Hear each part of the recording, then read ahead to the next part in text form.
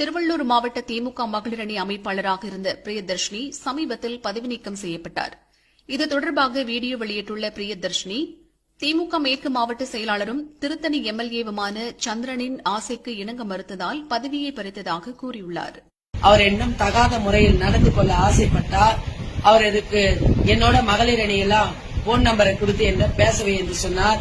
அவங்களெல்லாம் என்னோட ஆசைக்கு இணங்கவே என்று சொன்னார். நீ எனக்கு இணங்க வேண்டும் என்று சொன்னார். அந்த மாதிரி கேவலமான பழப்பை நான் பழைக்க மாட்டேன் என்று சொன்னேன். கழகத்துக்கு பணியாற்ற வந்தோம். நாங்க நல்ல குடும்பத்தை சார்ந்தவர்கள்.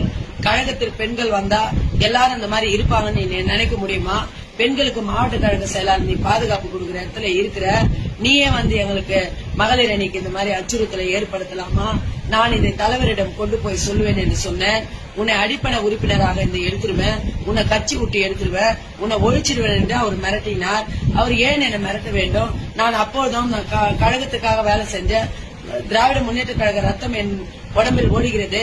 நான் தலைவரை சந்திப்பேன் என்று நான் தலைவரிடம் போக வேண்டும் என்று அறிவாலயம் சென்றேன்.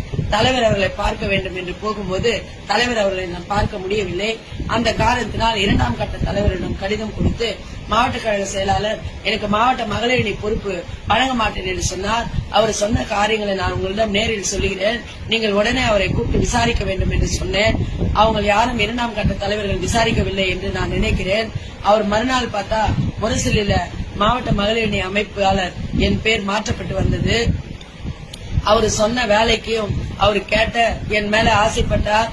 அதுக்கு நான் அவரோட இணை கொடுக்கவில்லை என்று அவர் என்னை மாற்றினார். இது எந்த விதத்துல நியாயம்?